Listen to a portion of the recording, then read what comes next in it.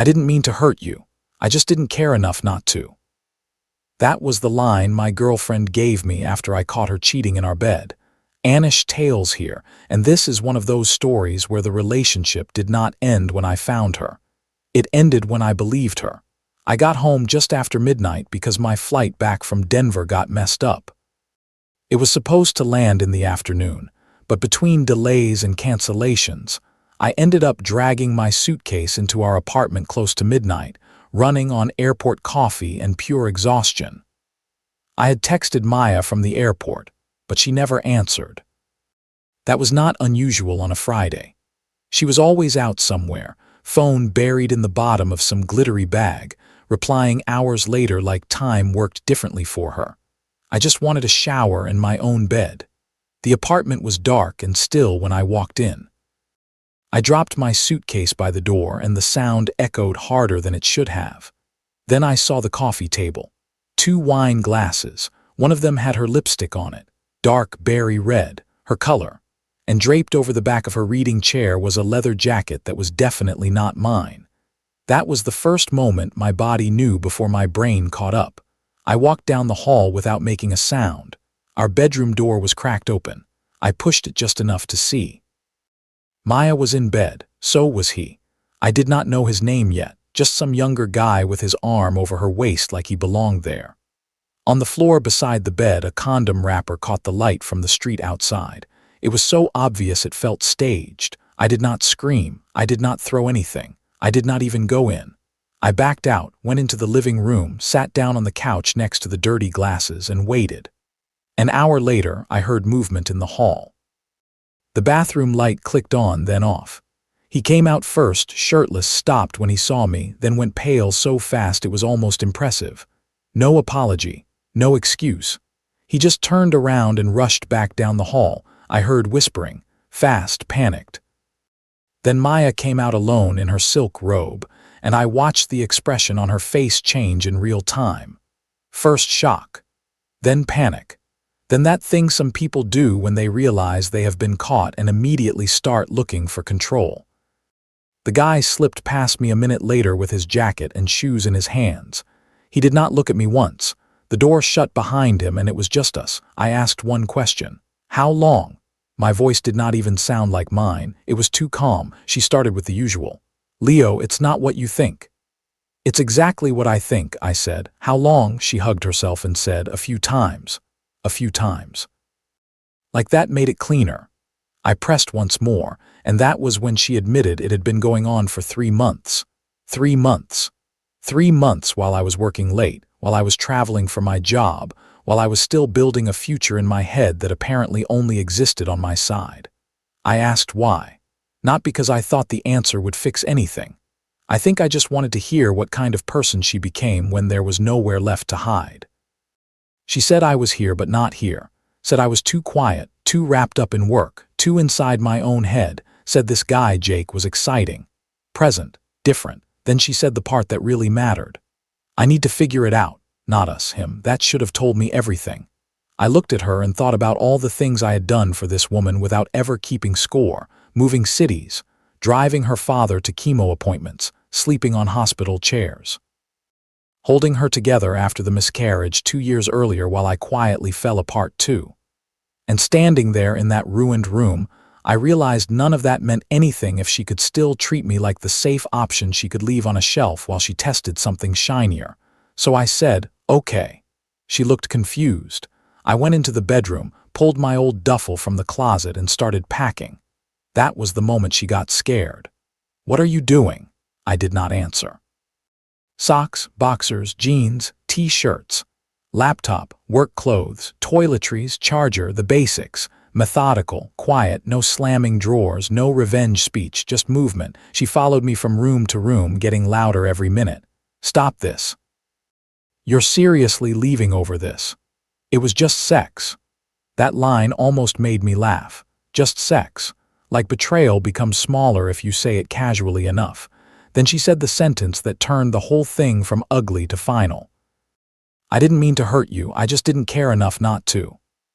She actually laughed when she said it, not because it was funny, because she thought it would shrink my pain, turn it into something dramatic, something I should be embarrassed to react to. But all it did was strip the whole relationship down to the truth. Not passion, not confusion, not one mistake, indifference. Notice the difference there. Betrayal hurts, but indifference kills. I zipped my bag, picked up my suitcase, walked toward the door. Now she was standing in front of it, eyes wide, finally realizing this was not a tantrum. I was not storming off so I could be talked back down. I was leaving. "Wait," she said. "You're actually going?" I looked at her and saw nothing familiar anymore. Same face, same voice, nothing left of the person I thought I knew, so I gave her back her own words. "I didn't mean to leave you. I just don't care enough not to." That landed.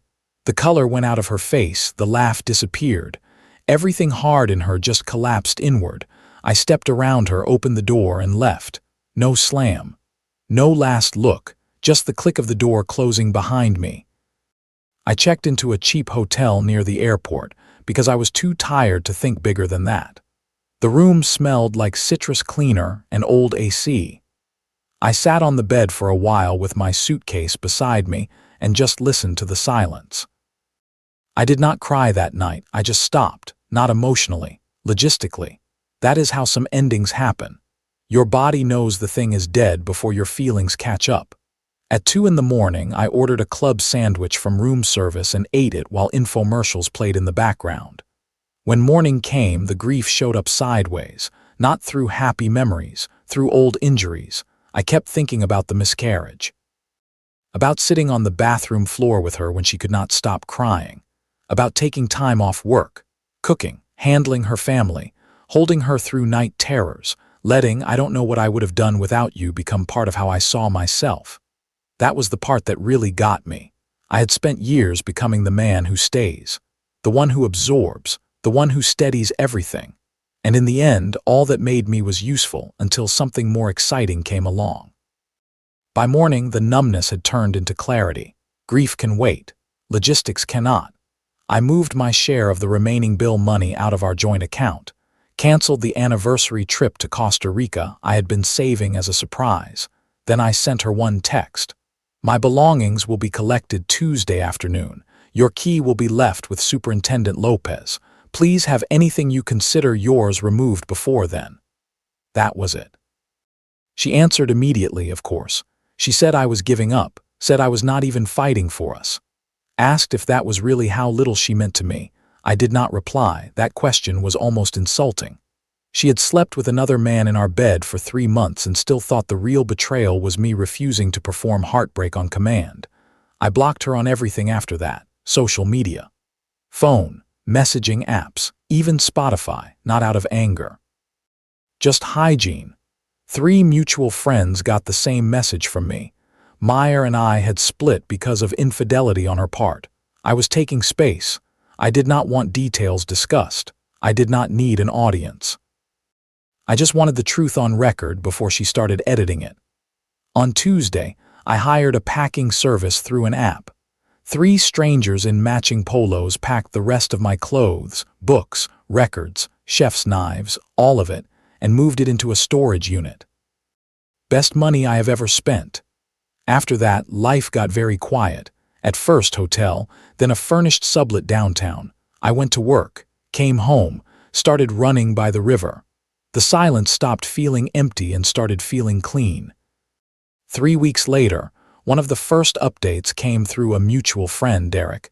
He asked me to grab a beer. I said yes, because I knew he was not calling to comfort me.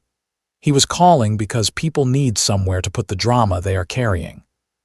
Turns out Maya had moved Jake in almost immediately after I left. That did not last long. He lost his bartending job, started drinking harder, got loud in public, apparently had a record. There were screaming matches in parking lots, social media quotes about betrayal, deleted posts, one blurry video of him getting pinned to a police cruiser outside a bar after trying to fight a bouncer and then the cops. I listened to all of it the way you listen to weather in another city. Distant, real, not yours. Then the flying monkeys started. First Lacey, her best friend, calling to tell me Maya was in a bad place, that Jake was abusive, that Maya had learned her lesson, that maybe hearing her out would help her heal. That phrasing stuck with me. Help her heal. Like I was still somehow responsible for cleaning up damage she chose. I told Lacey I hoped Maya found the support she needed. Then I ended the call.